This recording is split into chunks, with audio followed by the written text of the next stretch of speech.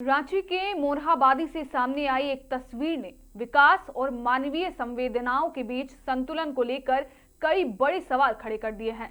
नमस्कार, आप देख रहे हैं मिरर मीडिया। मैं हूं आपके साथ चंद्रा सिंह। अर्सलाइन स्कूल की 10वीं की छात्रा लक्ष्मी मुंडा रोज की तरह स्कूल गई थी, लेकिन जब वह घर लौटी तो उसका आसियाना और परिवार की दुकान मलबे में तब्दील हो चुके थे।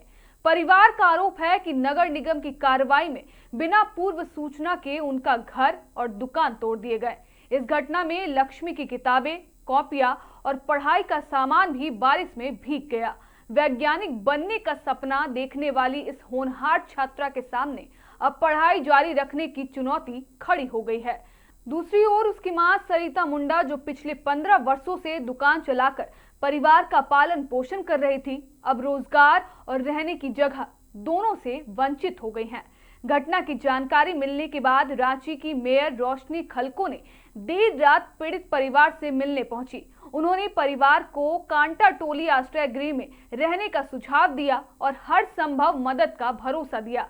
वहीं भाजपा नेत्री सीता सोरेन ने भी इस मामले को उठाते हुए मुख्यमंत्री हेमंत सोरेन और रांची जिला प्रशासन से तत्काल हस्तक्षेप कर पीड़ित परिवार को राहत और न्याय दिलाने की मांग की है। प्रशासन की ओर से कार्रवाई के कारणों और आगे की राहत को लेकर अब सभी की निगाहें इसी पर टिकी है। मेरा दुकान टूट गया, आंसू कैसे नहीं रहेगा। कितने सालों से यहाँ दुकान लगता था? बहुत दिन से, हम बचपन से यहीं हैं। मेरे मम्मी पापा लोग भी यहीं पे बहुत दिन से, बिहार के समय से। और अब तुम लोग क्या करोगे, क्योंकि नगर निगम द्वारा जो इतने सारी चीजें हो रही है वो बोला जा रहा है कि जाम हटाने के लिए किया जा रहा है, तो इससे गरीबों को कितना तकलीफ हो रहा है? तो अपना दर्द बताओ। दर्द कैसे बताए? अब तुम लोग क्या करोगे? अब क्या करेंगे, सारा सामान सब भी तोड़ दिया है।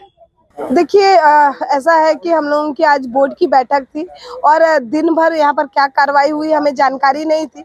बोर्ड की मीटिंग हम लोगों की लगभग 9:30 बजे रात तक चली है और उसके बाद हम लोग एक शादी में गए तो फिर अचानक हम जब न्यूज खोले तब देखे कि ये सारी चीजें हो रही है कि एक परिवार बेघर होकर के रोड पर ही बैठे हुए हैं। तो तुरंत ही हम आए हैं यहाँ मोरहाबादी उन लोगों का हाल चाल जानने के लिए और यहाँ का उनका दुख जान करके बहुत ही बुरा लग रहा है। तो उन लोगों को हम लोग आज अपने जहाँ पर आश्रय गृह था कांटा टोली में, हम लोग वहां पर इनको शिफ्ट करना चाहते थे, लेकिन इन लोगों का कहना है कि हमारा बहुत सारा सामान दबा हुआ है यहीं पर, तो हम यहीं पर जो शेड बना हुआ है अपना, जो यहाँ पर मार्केट बनने वाला है, उसी कॉन्ट्रैक्टर के द्वारा एक शेड बनाया गया है, उसी शेड में आज ये लोग रहना चाहते हैं। और सुबह जो हमारी गाड़ी आएगी, निगम की जो टीम आएगी, इनके सारे सामान के साथ इनको भी आश्रय गृह ले जाने का कार्य करेगा और मंडे को इन लोगों को सुव्यवस्थित तरीके से कहीं पर आवास देकर के बसाने का कार्य करेंगे। बच्चे भी है, किताब लेके पढ़ भी रहे थे, आगे और भी जगह जो है वो अतिक्रमण किए हुए, उन लोगों को भी क्या कीजिएगा और ऐसे परिवार वालों को क्या करेंगे? देखिए, अपने स्तर से जितना हो पा रहा है हम लोग कैसे ऐसे बेघर जो हो जा रहे हैं उनको हम लोग सुव्यवस्थित तरीके से बसा सके, उसके लिए हम लोग प्रयास कर रहे हैं।